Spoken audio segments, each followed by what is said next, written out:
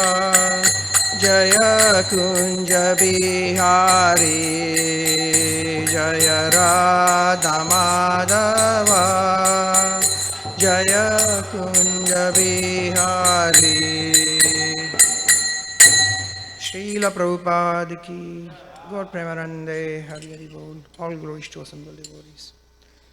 So, my name is Nandasuta Das, and it's my honor and privilege to be here in Sri Sri Kishore Kishori Dham at Chicago and be with you all.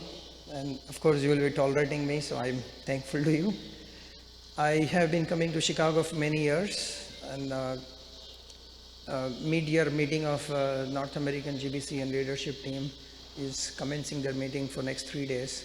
So I'd like to offer my obeisances to you all Prabhus for hosting us and then allowing us to see this gorgeous temple and deities and all of your smiling face. So today evening's topic is going to be on a leadership, and we will talk about leadership from a Vedic perspective, what Srila Prabhupada has taught us and what we have seen in ISKCON, how things happen. So I don't know what is the style here, but we're going to read from chapter 3, verse 21. Okay? And I need to get my glasses on before I can read a little better.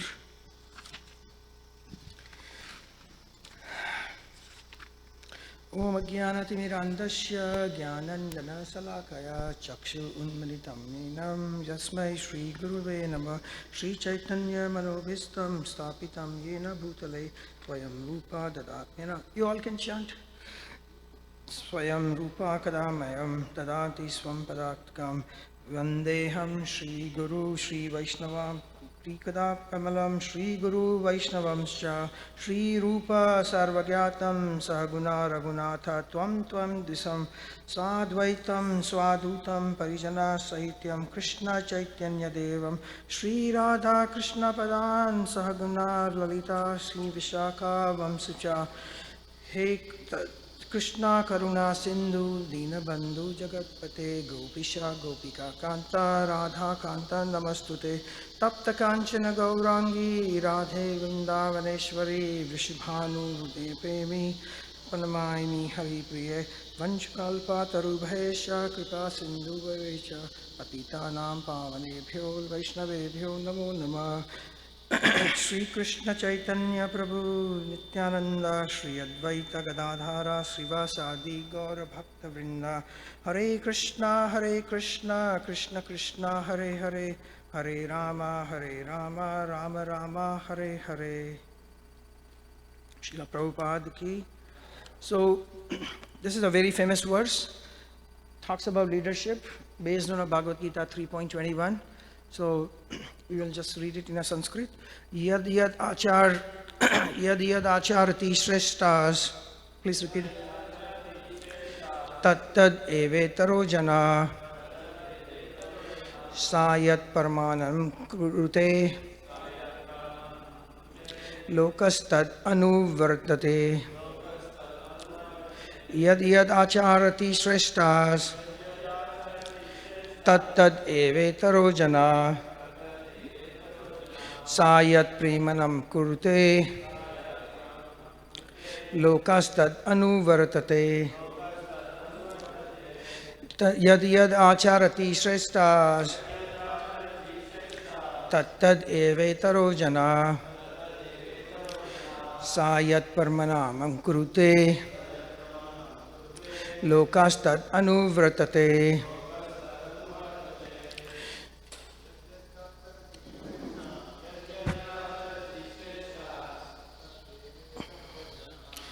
Jano Jaya.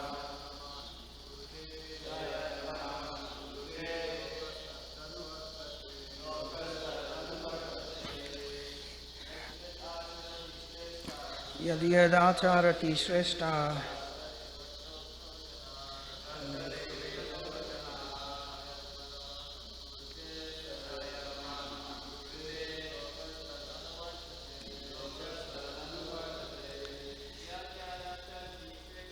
Yad yad acharati shreshta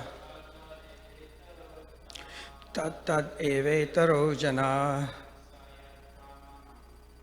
Sayat param nama kurute. Lokastat anuvartate. So we'll read in English. Whatever action is performed by a great man, please repeat. Whatever action is performed by a great man, common men follow in his footsteps. And whatever standards he sets by exemplary acts, all the world pursues. Srila Prabhupada ki jai. So, I think I have a purport here a little bit, but maybe I'll just read the whole, it's just a couple of paragraphs from book itself. Srila Prabhupada translates says, the purport, kings like Janaka were all self-realized souls. Consequently, they had no obligation to perform the prescribed duties in the Vedas. Nonetheless, they perform all prescribed activities just to set examples for the people in general. Janaka was the father of Sita and father-in-law of Lord Sri Rama. Being a great devotee of the Lord, he was transcendentally situated. But because he was the king of Mithila, a subdivision of Bihar province in India, he had to teach his subjects how to perform prescribed duties. Lord Krishna and Arjuna, the Lord's eternal friend, had no need to fight in the battle of Kurukshetra, but they fought to teach people in general that violence is also necessary in a situation where good arguments fail. Before the battle of Kurukshetra, every effort was made to avoid the war, even by the Supreme Personality of Godhead, but the other party was determined to fight. For such a right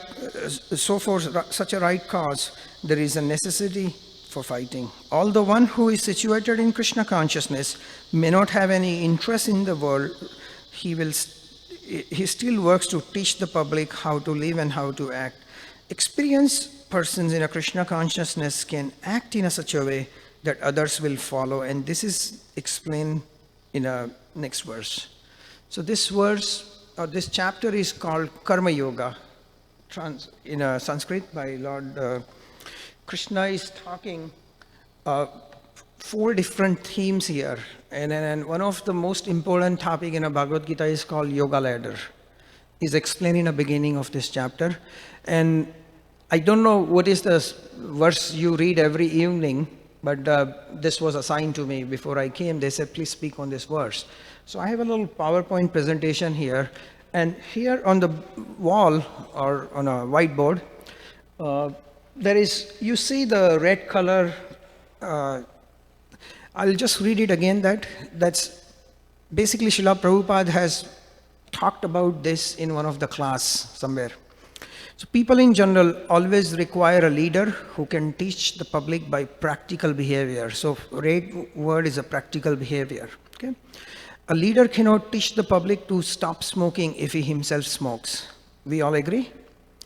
Lord Chaitanya said the teacher should have behave properly even before he begins teaching. One who teaches in that way is called acharya. Yad yad acharya, acharyas. Means the one who behaves, one who sets up his exemplary behavior, he's the acharya. So the example Srila Prabhupada gives is a pretty fascinating. I have personally experienced this example in my life. I had a cousin who was smoking. This is 25 years ago when I was in Bombay, growing up. And his younger brother, he would not allow him to smoke. And he wanted to smoke. And they both are arguing with me. I mean, I have no experience in a smoking or not. Like, I had no clue really. But I said, if you are smoking, why don't you let him smoke? He says, no, I am the elder one, and I know how bad it is for your health. So I said, but what about your own health? He says, I'm unable to quit. So I don't want my younger brother to suffer. I care for him. You think that younger brother smoked or not later? He smoked. He drank also. He did everything. So the point is, if the teacher is not going to know what he is talking about or is not exemplary, then there is no real weight behind his words, correct? That we all agree with it. So the practical behavior is a one thing. Then, therefore, a teacher must follow, I'm continuing to read, the principles of Shastra or scripture to reach the common man. The teacher cannot manufacture rules against the principles of our revealed scriptures. We have Bhagavad Gita in our hand and we just follow it. I cannot say, look, I don't like this verse, or I don't like this many pages in it. I just want to follow just eating prasadam part, where Krishna says, eat wholesome food, happy, the wholesome fatty food, and then, every other things I can ignore. No, I can't do that really. If I want to follow the Bhagavad Gita, Krishna's words, then I must take it completely. So that's why Srila Prabhupada named it as it is. Probably everybody knows. Why is it called as it is? Yatharup. Because whatever Krishna says, he puts it down word by word and then explains us. And then we have to take it as a face value. Everything. Correct? So next, the revealed scriptures like Manu Samhita and similar others are considered the standard books to be followed by human society. It's called law book. We all know Manu Samhita is called law book. Thus, the leader's teaching should be based on the principles of a standard rules as they are practiced by the great teachers. The Srimad Bhagavatam also affirms or confirms that one should follow in the footsteps of a great Acharya. So in our lineage, we talk about previous Acharya always. The one who is exemplary, one who is a exalted personality or a teacher who came before us. And that is the way of progress on the path of spiritual realization. The king or the executive head of a state, the father and the school teacher are all considered to be natural leaders of the innocent people in general. All such natural leaders have a great responsibility to their dependents. Therefore, they must be conversant with standard books of morale and spiritual codes. I'll tell you my own example. I was in a 7th grade and I was on a break. How many years I would be probably? 11, 12 years, 7th grade means. And in a break, I saw my teacher, who was my school teacher, using a foul language with another teacher. When I heard that, I was shocked. So I went to him and I asked him, is it okay to speak bad words? He says, no, it's not okay. I said, why are you speaking? And then he was very upset that I heard that and he didn't realize. He said, do not go and tell anybody. And I really am apologizing and all. Generally teachers over there or even here, they won't apologize to young kids like that, correct? But he realized he was a good man. I still remember that incident because he realized that he did something wrong and he wanted to fix it. And he told me he will not speak anything ever like that. I don't know what he did or not, but at least so many years later, I have still very good impression about my teacher. Because it's moral, the code of ethics and conduct and morality and all we speak, he tried to follow it. Everybody makes a mistake, we know, correct? We can't really hold somebody hostage because they made some mistakes sometimes, correct? So spiritual life is all about making progress and improvements. So let's look at something, those 4 red words we saw there, we're going to dwell deep on each, okay? Practice what you preach. Srila Prabhupada writes in that a proper leader works with integrity.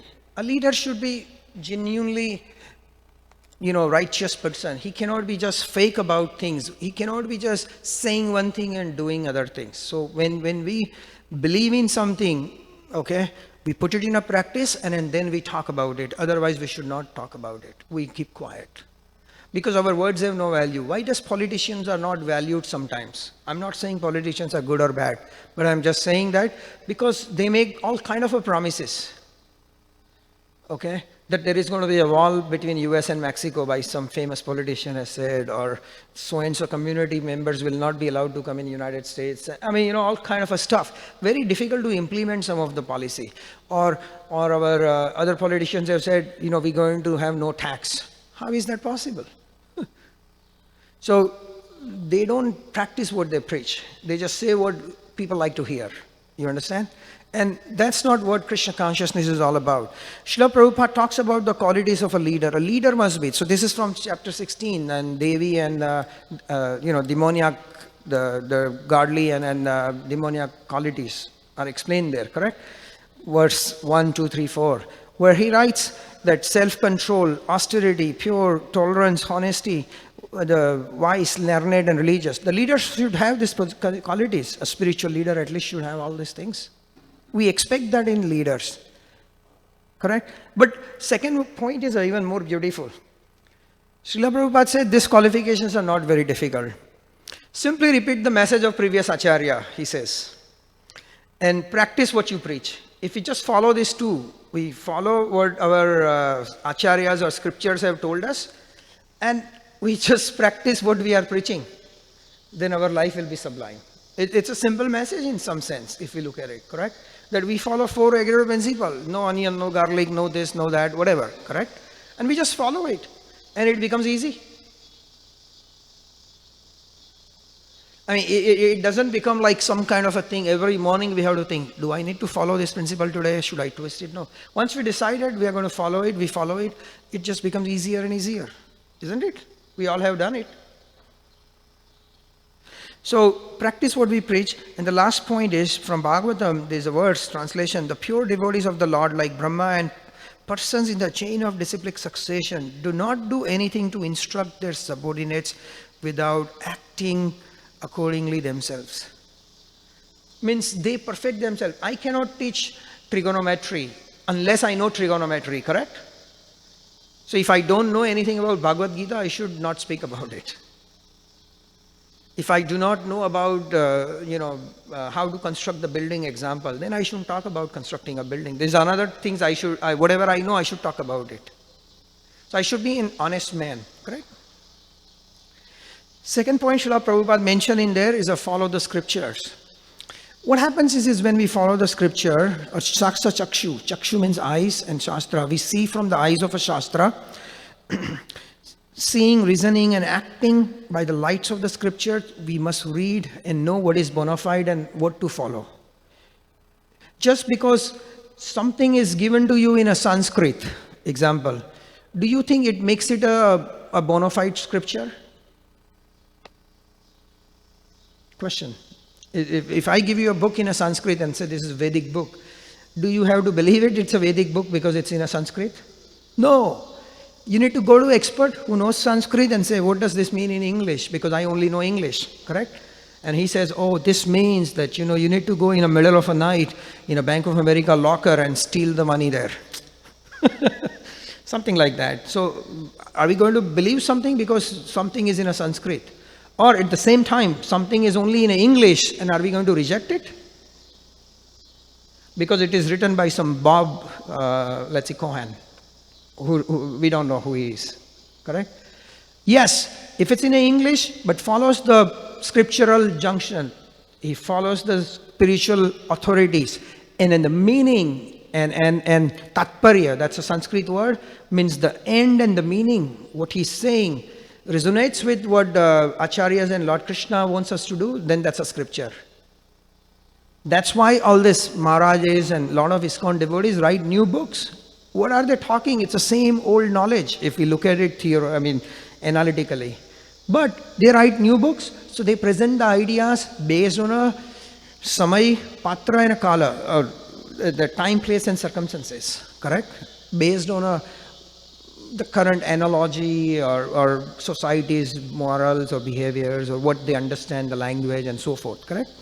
So we need to follow the scriptures, but the scripture is the one which takes us to Krishna, not the one just in a Sanskrit or whatever it is like that. By regular attendance in classes such as Bhagavatam and Bhagavad Gita and studying Srila Prabhupada's book and all that and doing the services to pure devotees, our heart becomes cleans, all the troubles are destroyed and so forth. So that's a verse in Bhagavatam. Now, follow the footsteps of a previous acharya. What verse in Bhagavad Gita talks about this? Follow the previous acharya. 434. Who knows the verse? Tat vidhi paripatrena paripasnena sevaya updeshanti te jnanam jnanin tatra mutute. So, let me find that verse and then see if I can read the English part of it.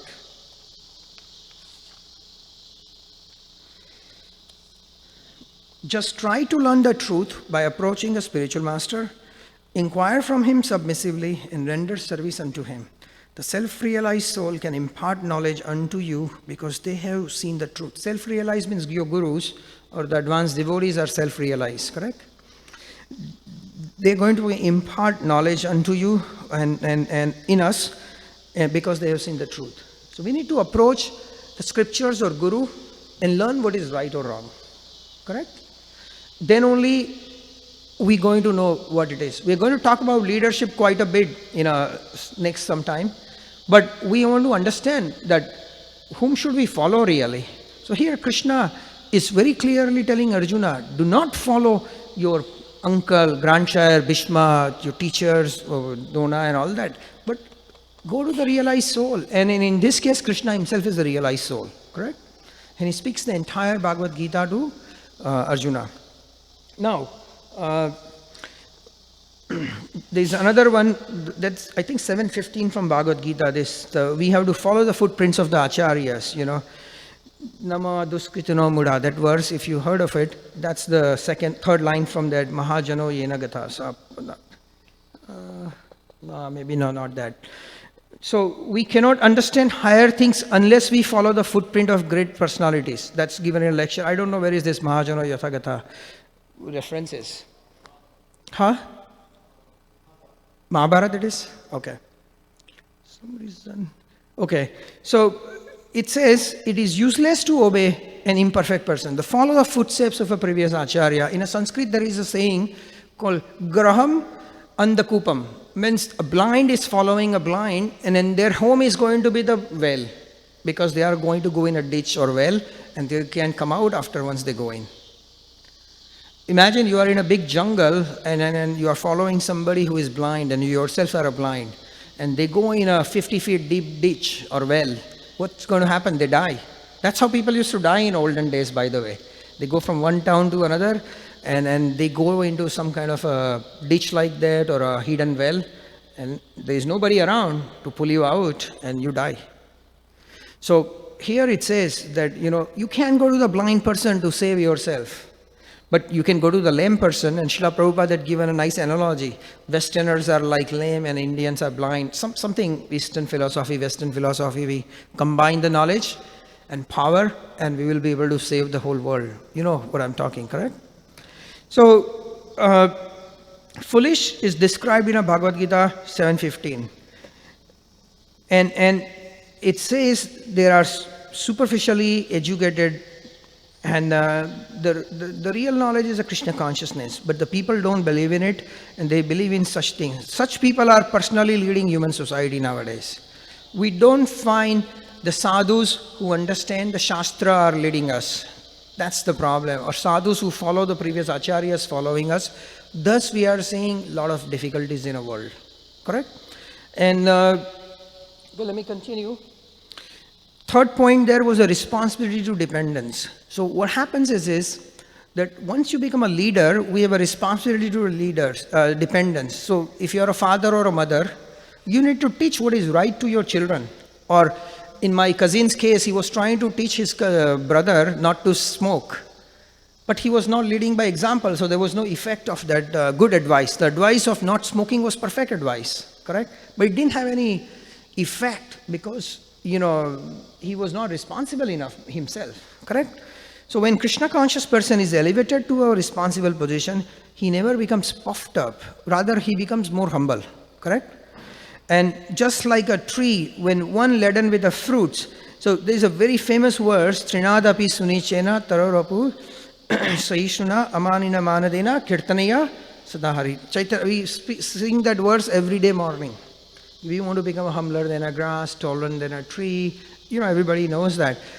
It looks like some prayer we sing every day, but then there is a right meaning. If we want to become a good leader, we need to follow nicely of our previous acharya. And then we need to take care of our dependents, correct? Like Bhakta Jordan came to pick me up at airport at 2 o'clock in the afternoon. And I'll give you a nice thing.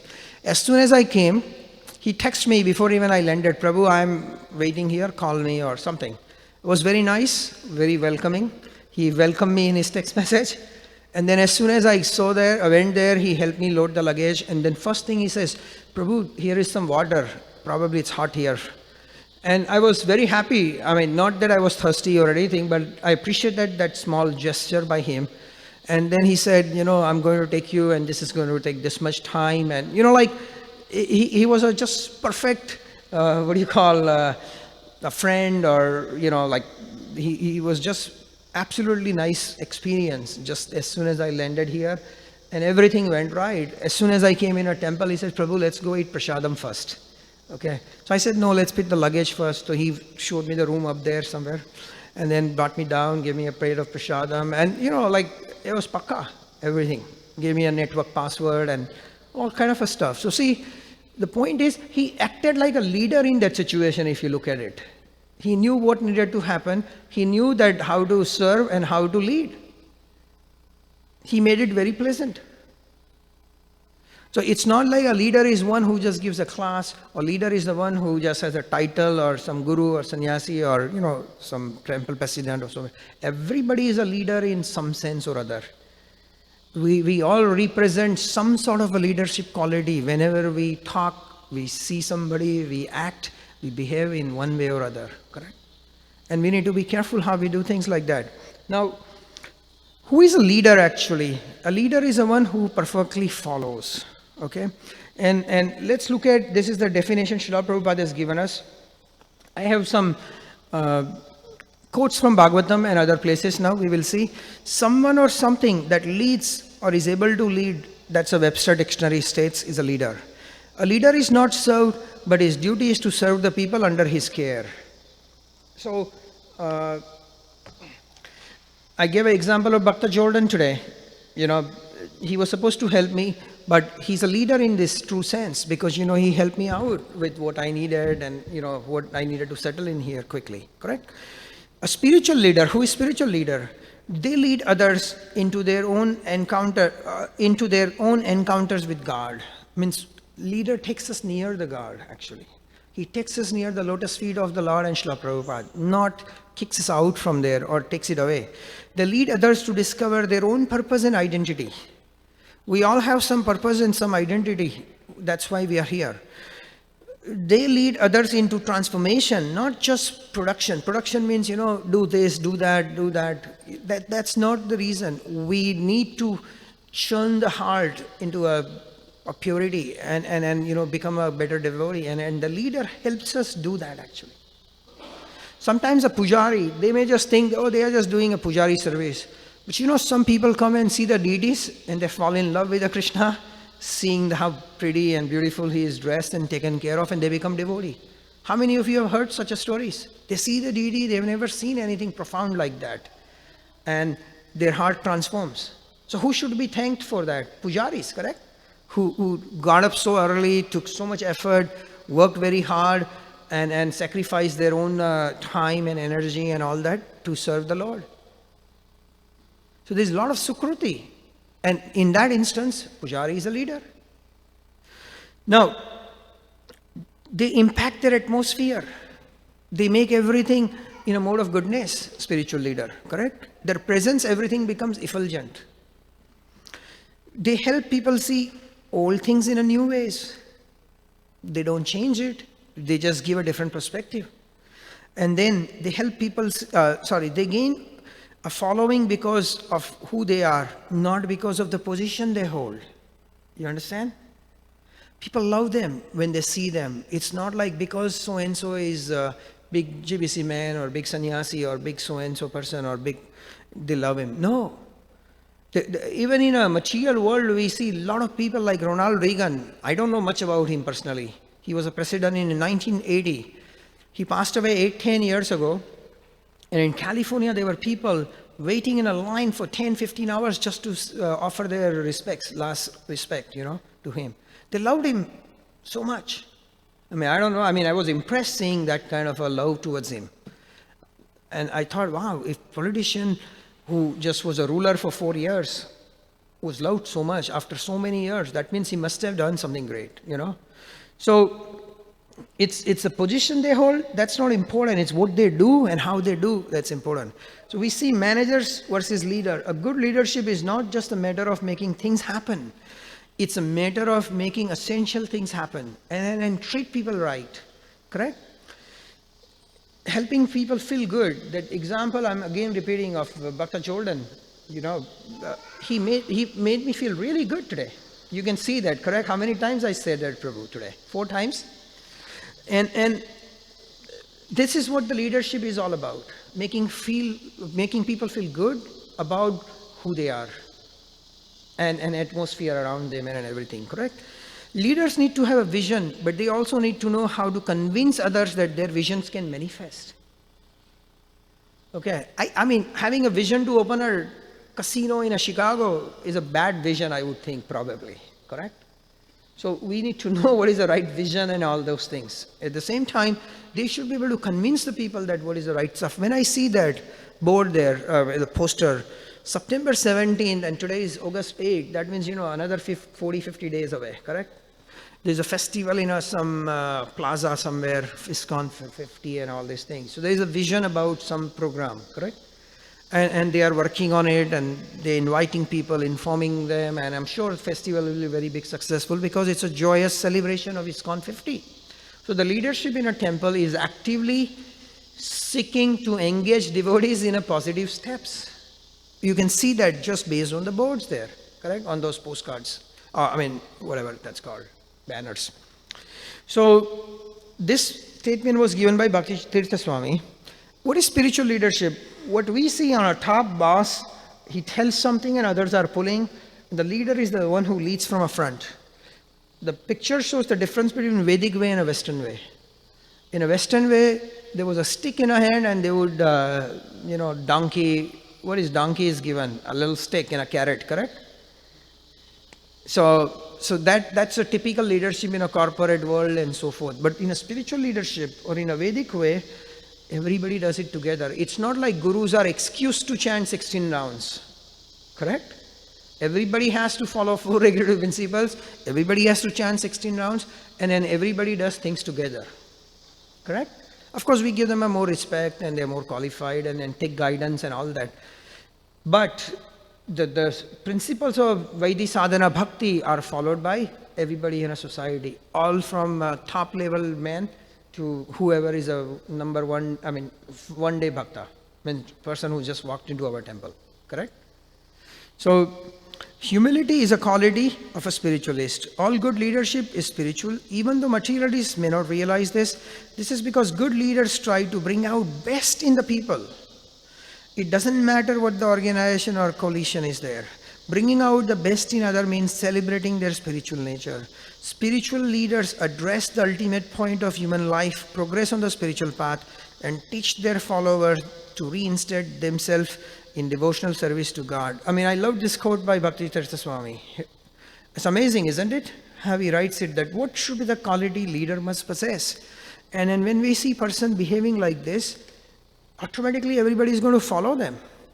And Radhanath Swami wrote a one-liner. He writes nicely always, one-liner. And he writes it, spiritual form of a leadership is to inspire and not to force. I asked Radhanath Swami many years ago, my daughter is not chanting. He says, you chant better, she'll automatically follow. He didn't tell me that, make her get up early, make her sit in a corner, sit with her, do this and that. He could have given me long lecture probably, correct? But he just had a very nice one-liner for me. He says, Prabhu, we should chant better. She will automatically see it and then follow. And that was very profound. I didn't tell her after that, please chant or anything. Because, I can tell her, hey, it's a good idea to chant. But I didn't expect her to follow like how I was expecting before. I just thought I should instill some discipline and practice into her. It was wrong. Maharaj says, with the love, she will learn more than with the discipline or force. Do you agree with me? So what he writes here, I have experienced in a life personally through him. A spiritual leadership, I'll continue a little bit. Srila Prabhupada writes, this is very beautiful. The leadership of society, despite all their materialistic plans, are the misleaders, for they have no plans to revive our lost relationship with the Lord. So anybody is giving us ideas about non-Krishna consciousness, they are not the leader. Okay? Please understand that. The true spiritual leader is the one who will take us to Lord Krishna back. Devotee leaders depend on the purifying potency of the holy name and encourage congregation members and other devotees by example to deepen their relationship with the holy name by developing strong sadhana, humbly serving the Vaishnavas and assisting in spreading the glories of the holy name. Then the holy name will eradicate all anarthas in course of time. And that's a true leader according to Ramavada Swami. serve others, do the proper sadhana, and then, everything will become all right. Anarthas will go away. And then we will love each other and we'll work with each other nicely. That's a leadership. So we'll quickly go through, I don't know how much time I'm given. Where is the watch? A clock. So how much time I have? Okay, very good. We have enough time.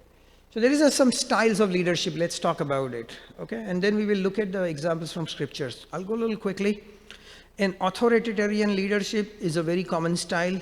These people, like this man in a red color shown there, he tells, this is what you need to do. Do it what I tell you, otherwise you are doomed. So they are the one who are autocratic. They just tell people what needs to happen. And that style works in a time of crisis, correct? If the airplane is on a fire, an air hostess is telling you to get out of the flight, and you say, I'll just stand here and chant Prabhu. You think it's going to work? Just 2 days ago in Dubai, there was a plane on a fire. An air hostess is evacuated in 2 minutes, in 120 seconds, 300 people out of a flight, and not a single person died. That was a true leadership in this particular style, authoritarian. In army, they don't expect people to discuss, what should we do? Should I go this side and shoot or not? They just tell them march, and they need to march. Otherwise, court-martial, correct? So this style has some benefits. When somebody becomes a guru, okay, and then disciple is a nonsense, and guru says, this you must do. I'm your guru, and then you must follow me like this. And that's okay, because he's trying to teach him through discipline. So this style works a little bit that way. And if you look at it, Pandavas were a great leader, but Drishtadyumna, the Draupadi's brother, was appointed as a general, and he called all the shots. He told Arjuna what needed to happen. He told Duryodhana, Yudhishthira, what should they do or not do. Because once somebody is appointed as a general in an army, they need to follow his strategy. He's the one who's going to win you the war. Correct? So this is authoritarian style. There is a negativity also about it. If the leader is not a true leader, he's not a spiritualist, he's like Ravana example, then what happens when you follow such a leader? Calamity, correct? So we'll go to the second style. That's called paternalistic style. And leader acts as a parent, and workers or the followers acts as the children. And Prithu Maharaj is a very good example in this case. Prithu Maharaj's time, earth was not giving any opulence and all that. Long story short, it's a very beautiful pastime from Bhagavatam. Everybody probably knows the story. Prithu Maharaj chastised this earth and treated her like his own daughter. And then she gave abundance of opulence.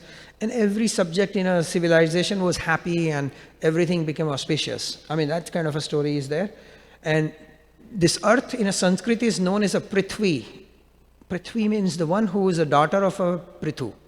That's why she is known as a Prithvi in some cases, correct?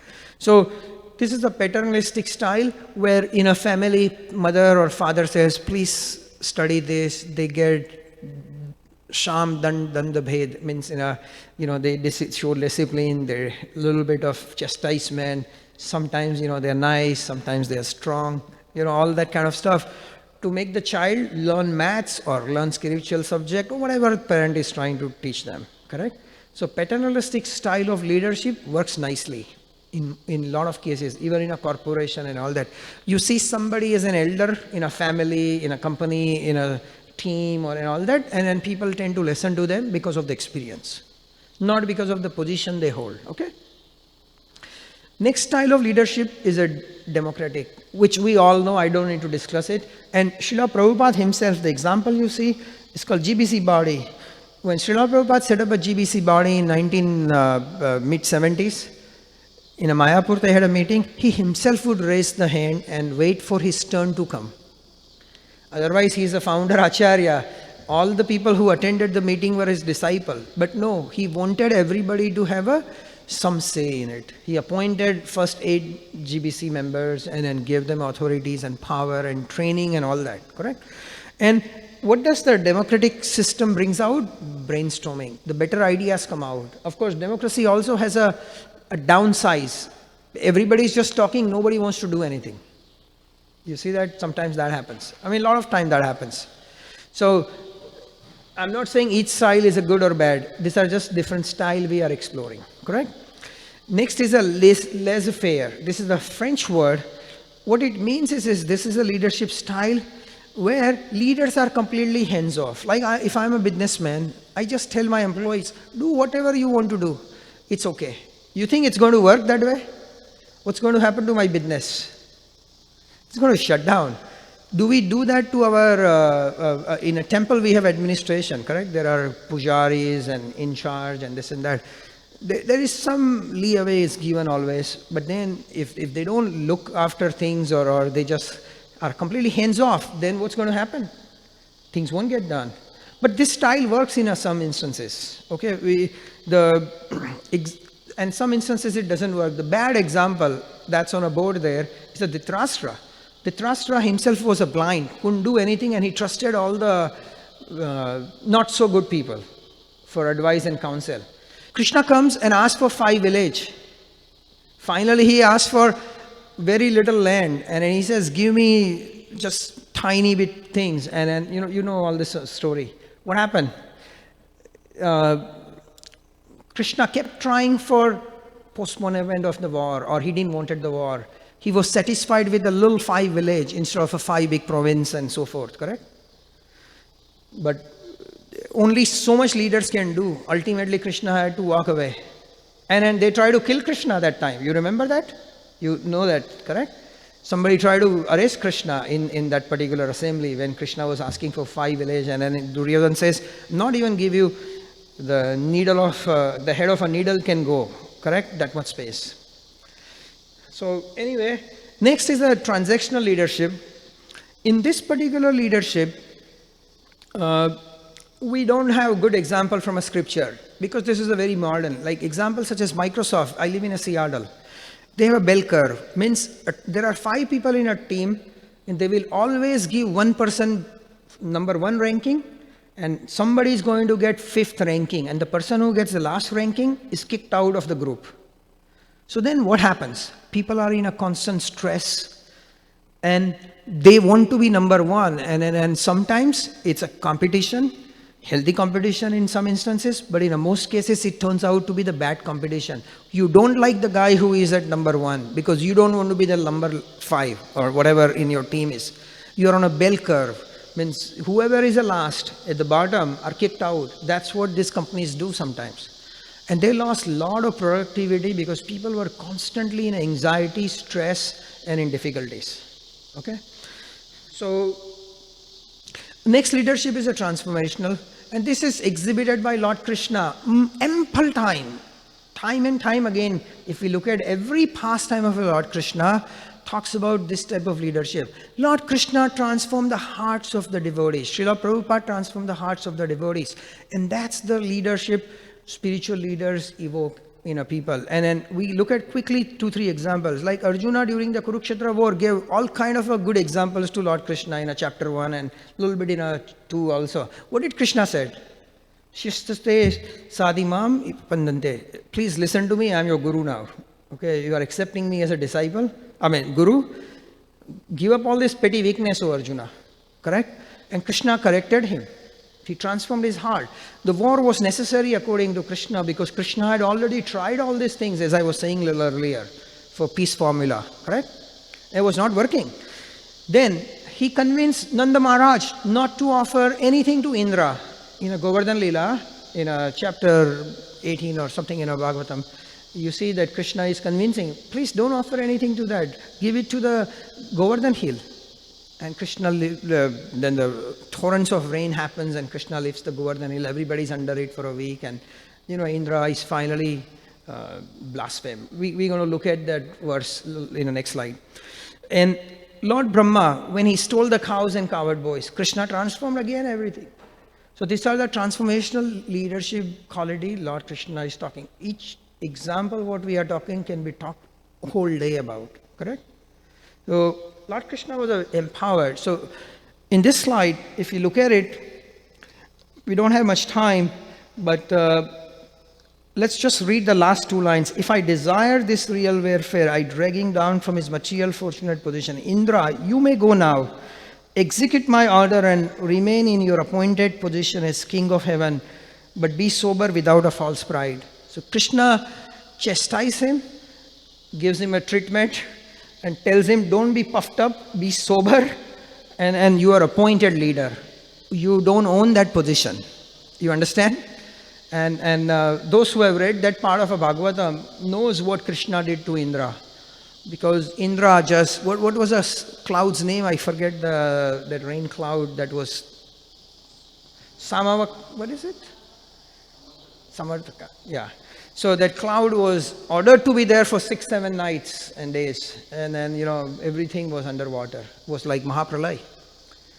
And Krishna understood and nothing happened to anybody when Krishna took that position against King Indra. Let's look at Duryodhana's example. This is a real practical example about leadership. Duryodhana had a many good quality. He displayed very good quality as a good leader, many a times. Like one of them, he was very benevolent and large heart person. When he appointed Karna as a king of Anga, an astute act earned him a loyal friend, and he was a Maharathi. Maharathi was the one, I forget, so please forgive me, but Maharathi is the definition. He can kill 60,000 people or he can fight 100,000 people. There is some kind of a really a large number that one person can do it. He can pretty much destroy other army. And Karna was like that. He was one of the Maharathi. How many Maharathis Mahabharata list? 5 or 6. And Pandava side only had one Maharathi, and that was Arjuna. And Kaurava side had Drona, Bhishma, Karna, and then there's 2 more, Ashwatthama, and then there was one more, I forget the name, Shalya or somebody like that. There were 5 Maharathis, and this side there was only one. So imagine, it was not a balanced war. But who was more powerful? We all know. Who was Lord Krishna siding? Arjuna. So Duryodhana in this case was a skilled strategist. He managed King Shalya, who was a Kunti's brother, to become a general of his army by some trick. Correct? So he knew how to act as a good leader and make people good, feel good, and so forth. Duryodhana was also prompt and quick acting as he reached Dwarika before Arjuna and asked for the entire army of Lord Krishna. Correct? So he was a good leader in some sense if you look at it, some of the qualities. But everything is a selfish here, if you note it. Correct? Even all the good qualities are coming out as a selfish quality. And the battlefield of Kurukshetra, though he was younger, he kept glorifying everybody. Dronacharya, Bhishmacharya, all this Pitamaha and all that. So, those are good qualities of Prince Duryodhana. Let's look at some of the not so good qualities Duryodhana taught us that we should not possess. He was very negative. Victory for him was more than anything else. He was jealous of Pandavas and their glories. There was no logical reason for his vindictiveness. And Pandava never harmed him, but he always wanted to harm them, correct? That's, if you look at story after story, that proves it. His aim was not to just improvising, means take away everything from Pandava, make them poor or something like that, but to humiliate them. He didn't wanted Pandavas to even have a clothes on their body. You know that, correct? After the Draupadi, Vastraharan and all that, they shaved their head and took their clothes away and so forth. Very, very abominable things they did it to insult him, to insult Pandavas, I mean. He surrounded himself with the friends and family members who gave him incorrect advice. He was surrounded by people who always agreed with him. Like Vidura was very intelligent prime minister in their time, and he would listen to their advice, correct? The Mahabharata, Maitreya Muni and Viduras, if you read those conversations, is one of the very exalted philosophical discussions there, correct? Maitreya Muni and Vidura. So Vidur Maharaj was a very powerful person. But this Kaurava would ignore him, especially Duryodhana. He was emotional person. He would not make proper decisions. Then Duryodhana was weak in the knowledge of dharma. That was his biggest downfall. And though he was good in the implementation of some qualities here and there and all that. Overall, his leadership skill desired quite a bit. He was not a complete leader, and he always supported adharma. Correct? So we should see the leaders who are following the dharmas. And now look at this one good example. We have a fantastic example in front of us of a perfect leader. As I was saying in the beginning, a perfect leader is a perfect follower. Perfect leader is a perfect follower. What was the instruction given to Srila Prabhupada in 1937 by His Divine Grace Bhaktisiddhanta Saraswati Thakur? Write the books in English and preach to in a Western world. Correct? And what did he do? He wrote the books and preached in a Western world. When did he come to America? 1966. 65, 66, correct? How many years later? 38 years later or 32 years later. But he did that. He kept that instruction in our mind. So perfect leader is a perfect follower. If we look at all the styles, we looked at it in the last 10 minutes or more. We're going to summarize all this. This is my second last slide. Based on our time, place and circumstances, Srila Prabhupada guided all the disciples, and whatever leadership style we saw early on, transformational and the autocratic, and like there were 6 or 8 lists we saw, correct? Big list. Here he exhibits everything. He was authoritative when he was guiding as a spiritual master. When he said, chant 16 rounds, he didn't budge on it. A lot of people try to convince him, Maharaj, Srila Prabhupada, how is that possible? We don't have a time to chant 16 rounds. It takes up 2 hours. Nobody's going to become a devotee. People said like that to him. And he stuck to it. He says, nope, you're going to follow it. So he was very authoritarian about it. He says, follow 4-regulative principle and chant 16 rounds. No discussion. Pretty much, he didn't bargain about it. You understand? Like army general says, march, shoot, follow, whatever. And then everybody has to go and follow. That's what devotees in ISKCON were asked to do. He was fatherly figure, utmost patience he showed, and love and care and all this stuff when he was teaching cooking to Yamuna Devi and other Matajis and Prabhus, correct? They didn't know anything. And then look at the Yamuna Devi wrote such a fat book, Cooking of the Cuisine of Lord Krishna. That book was #1 cookbook for 15 to 20 years in this country. Do you know that? That book came out in the late 80s or something like that. It was pretty big book, like this big. And it was #1 in a cuisine category for many, many, many years. So Srila Prabhupada was very patient and he was loving. That was an example of paternalistic type of leadership quality we looked at earlier, correct? I'll go a little quickly. He created GBC to create democratic environment where leaders can come together, discuss the problem in a society and work together. Like tomorrow, 12 different leaders are coming from various parts of North America, Canada, US, and various parts of the country. And they all are going to sit and discuss some strategy and discuss some issues and how to keep ISKCON for next 50 years. Correct? So that's a democratic style. He allowed the temple presidents and GBC to run the temples and centers independently. Isn't it? He allowed them to experiment. He allowed them to, like some people, the Vishnujan Swami had the bus tour. Never had a bus tour before, correct? With the deities on it and books and all that thing. So it was a little innovative. Festival of India, or that Madhua Prabhu brings every year. In 1970s, when it started as a festival like that was pretty innovative to take Krishna consciousness to big towns and big downtown areas and to outside public, correct? Good ideas. Somehow he would encourage the disciples to do service and then appreciate them for their services. He would also chastise disciples then when made the mistakes. And lastly, and he transformed the whole world by writing his books, with his books, preaching, teaching, and training as instructed by his own guru, Bhaktisiddhanta Saraswati Thakur Maharaj. Correct? So he is a great example in front of us who was a great leader and great follower. We cannot become a great leader unless we are going to be following in our movement, actually. Because we are in this disciplinic movement and lineage. And sometimes things don't make sense, but we got to follow it.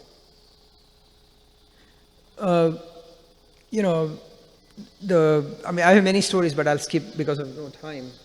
And one other things I want to touch here is Martin Luther King Jr.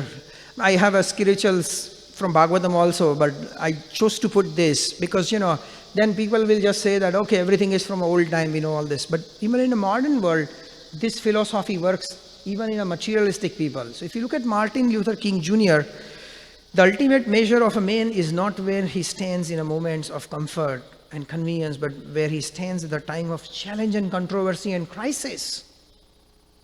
That's a leadership. When we are put in a difficult situation, how much love and affection we show towards our people, our family member, our children, our parents, our friends, and all, instead of chastising them and doing it. So that's a true leadership. In a time of difficulty, we exhibit Krishna conscious quality, we become a true leader. It's a test. A testing time is a testing time. Correct? It's a test time.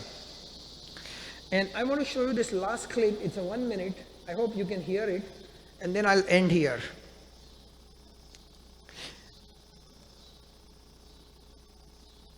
Do we have volume?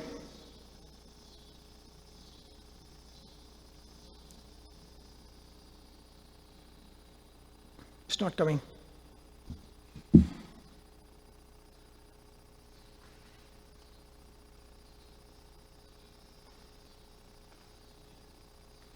What do I do?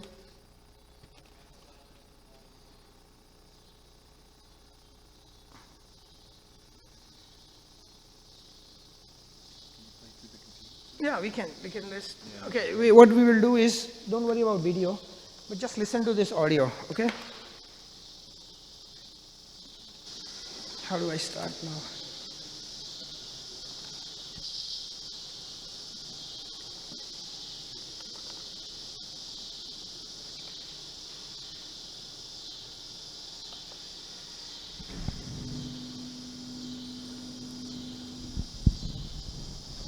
Okay, we are running into technical difficulties. Here is some Defense Secretary in Washington, D.C.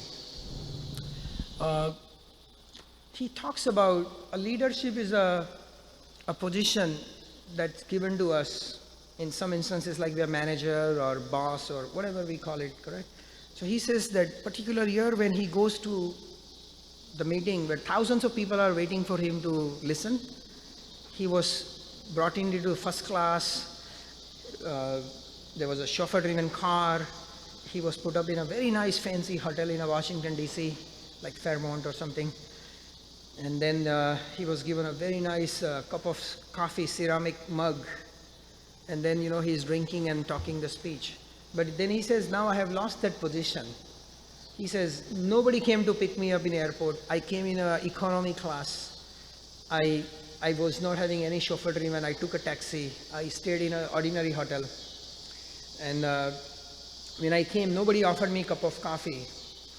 I just had a paper cup in which I put the coffee.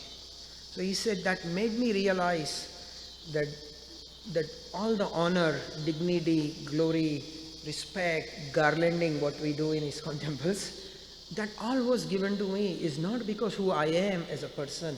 That was given to my position, correct? That was a leadership position. But the moment I'm off that position, I'm an ordinary person, no one cares. They go after the new leader, whoever is a new defense secretary or something in his example, correct? So we ought to understand this thing very clearly, that even if you are a leader, and even if you are following all these styles and scriptures and all these things, we must remain very humble and have gratitude in our heart and be very careful in how we behave, because we are not going to be holding that position forever. It will be taken with a moment's notice. Just like how we lose our life sometimes somebody loses a life in accident or something happens, it's gone. Like that, all the name, fame, glories, prestige, power, you name it, all these good things, okay, it's gone in a matter of moment. So that is the one quality leadership should keep in mind. Like in the beginning of my presentation, I talked about humility, correct? The leader must act very humble. Humble doesn't mean that you are meek and then you are going to tolerate anybody coming and saying anything, and then you won't really be disciplining people if they don't do things in a timely fashion and all. But at the same time, a leadership needs to show the quality and compassion and care that they are not holding that position forever.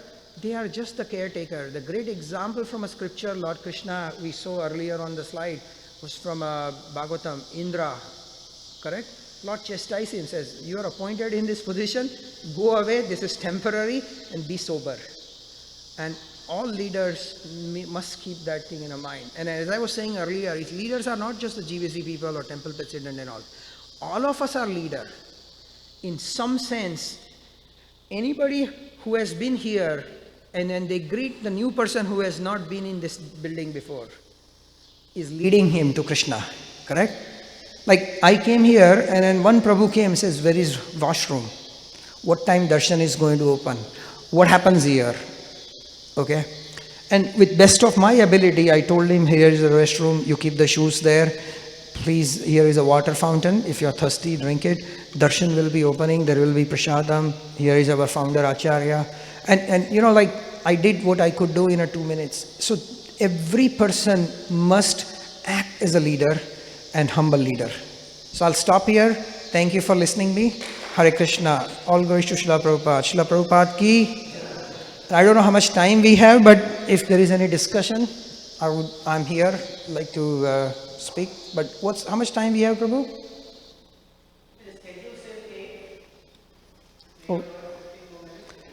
Oh, okay. Thank you. So, anybody has any comments or I misspoke something, please correct me, and I'm very happy to be here today.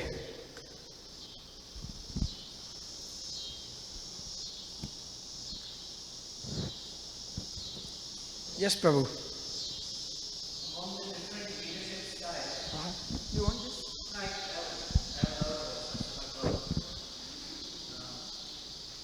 Among the leadership styles that you showed, I missed the first few, but I guess I sensed what it might be. Is it necessary that a particular person always has a style, or should the style be adapted according to the situation? I think the scriptural injunctions, what I saw or what I understand, that a style can never work in all situations. Like for an instance, an authoritarian style, that was the first one on a slide, where I say, do as I tell you to do, will not even work in your family. Like I'm married for 24 years and my marriage would not have lasted even 24 months if I had that style, correct? I would have told my wife, do what I am telling you to do. You think I would have lasted that long? No. Or with our children. So example is Srila Prabhupada's example, where based on a situation, he acted accordingly. As a guru, he did not wave one bit by 4 regulative principle. People said in this country, nobody is vegetarian. That's what they told him. And he says, no, we're going to remain vegetarian. So I feel that style is something that one can develop into. And especially as a spiritualist person, or we talk quite a bit about spiritual leader in a beginning, that who is spiritual leader. I can actually, this is not working, but there were 4 or 5 things we learned, correct? Preach what you, practice what you preach, correct? Follow the scripture. Take care of your dependent. And what was the 4th point? That follow the acarayas, something like that, correct? So a great leader always looks at the big picture and sees what needs to happen, and based on our time, place and circumstances, he will lead his troop and bring them to the Krishna. The goal of spiritual leader is to enliven people's life and give them this encouragement and energy to keep serving the Lord. So I strongly feel that one style is not going to work always. I mean, it has to be mix of styles. Personally, in my mind, I feel like everybody is Ishvara or little controller. Srila Prabhupada translates like that, controller, correct? That everybody should just listen whatever I say, correct? Who doesn't feel that way? We all feel that way, that I am the right, I am the always right, and then everybody should do it. But is it going to work like that? No. I own a business and I have many employees working for me. And I cannot be tough on them, really. Otherwise, they all will leave one way or other. Job market is very good these days, correct? So I have to be really nice. But that doesn't mean I cannot be strong about certain things or correct them or teach them. So thank you. That's what I feel. You feel it's okay? The answer? Yeah, I mean, there are times when Srila Prabhupada was extremely authoritative when he took the position of founder Acharya. And then there are times when he was one style versus the other. So, and there are places where it was very transactional, and in most places, transformational. So it's on the person, the situation, and what needed to be done at that point. Thank you. Thank you. Satya sir? So Babu, thank you for the nice class. Thank you, Prabhu. As a leader, sometimes we have to make a decision. So say you have multiple choices, choice A, B and C. All three are ethically correct, but you can choose only one choice. How, as a leader, you would pick which one to? So I'll give a very nice example that Srila Prabhupada has given. And somebody asked me, send me something on a WhatsApp, how everybody sends some inspiration. So 2 days ago somebody sent me, so I don't remember exactly, but I'll give you the essence of it. Chanakya said that every person faces some decisional movement. Means every day there is some decisions we need to be making in a life, correct? But we need to always think deep about every decision we make. We need to think and see that why we are doing it. What is our intention of doing it? And what are the potential consequences this decision is going to yield? If I do decision A, then what's going to happen over decision B? And then if I think through all those potential, basically that's what it says, and I'll forward it to you. I think I have still in my phone somewhere. So idea is that we need to own our own decision ultimately as a leader, correct? But how we reach to the decision, there can be discussion. We can convince ourselves about the decision and do it. Badrinaran Swami told me this one analogy very nicely on a NAEC call many years ago. He says very nice stuff always, and this one thing stuck in my heart. He says, because I was a little disturbed. What was going on was that we were talking about certain administrative issue, about selling some property or doing something about something, correct? Some stuff. And there was a big argument amongst a bunch of leaders who were on a phone call, correct? So this is many years ago. And I told him that, look, this is not very encouraging when there is a shouting match going on. I mean, that's the word I used on a phone. And then Badrinaran Swami's word were, he says, Nandasuta Prabhu, okay, he's very powerful speaker. Those who know him, they know, he's very powerful. He asks everybody to keep quiet. Now, as a father teaching to a son, or as a guru teaching to a disciple, he tried to tell me the real thing. He told me, Nandasuta Prabhu, when Pandava argued and argued and argued, okay, but when the decision was made, not even a one pin can go between them. Nobody can put even a little pin to separate them. And they were that united. So he said that, we can have all this discussion in our group and come to a right decision. And then once the right decision is made, then we all own it and stick to it. So idea is that we need to be very careful how we come to the decision. And then decision has to be made. Sometimes indecisiveness is there. That's the right word in English, correct? People don't make a decision, and then that causes calamity. So the timely, righteous decision needs to be made, keeping in mind God conscious principle. That's what I think. Hope was okay answer. Or you have comments?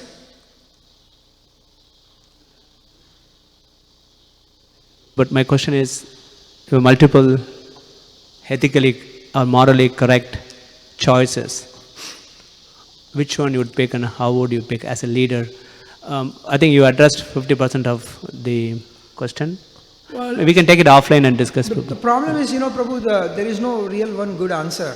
I mean, if it's a scriptural injunction, suppose somebody is getting married here in the temple, these weddings happen in front of deities, correct? And a bride is sitting right side of the groom, example, correct?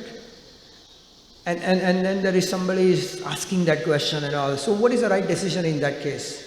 We can just ask the senior devotee or priest who is going to perform the wedding and ask them, what should we do here, correct? And under their guidance, we make a decision. So I don't see that there is a one clear answer of your question, because there is no really ABC steps. In a computer programming, maybe we can say that, this is how you are change particular properties or objects or something like that, correct? Technical things and all that. Or how to drive a car, put it in a D gear and it goes, correct? And you follow speed limit. So there is some guidelines and rules and restriction like that. But in some situations, that's why the leadership is needed. See, I'm not saying that any religion is better than other religion or something, but one thing I could never understand was in a Sikhism, they have this Guru Granth Sahib, that's a holy book, just like how we have a Bhagavad Gita, that they keep it in their temple as an altar, on their altar, and they worship it and they read it, correct? But they don't have any living Guru, they were saying. Guru Gobind Singh was the last Guru, and after that he didn't want to have any other Guru.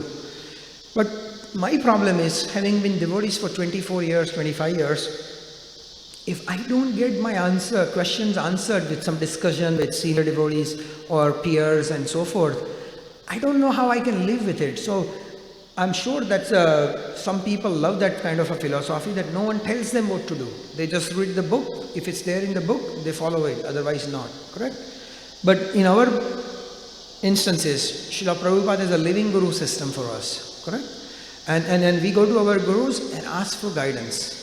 And then that is the best way to go. When you have some expert around you who have experience in a certain situation, go and ask them. If I'm not a financial expert, let's say if I don't have expertise in a stock trading, and somebody tells me, Prabhu tells me that, whatever money you have, sell everything and invest in this particular stock. Okay? And I follow that instruction, and if the stock becomes zero, what happens to my value and I go bankrupt? That's understandable, correct? So the advice what I am getting, I must validate, is it bona fide or not? We talked a little earlier in the PowerPoint, that any advice we get or any leader, whatever he's telling us, it's a three-legged thing. Guru, Sadhu and Shastra needs to validate it. So I feel that I cannot really give you one answer, because there is no real one clear answer. It depends. Like Nityanand Pant made a good comment that based on a situation, Srila Prabhupada dealt with the issues and people and came up with the solutions. Thank you, Babu. Thank you. Matajis, any Matajis have any comments? Well, then we'll stop here. Hare Krishna. Thank you. Srila Prabhupada ki, Shri Kishore Kishori ji ki, Go Premanande. Hari Bol. Thank you.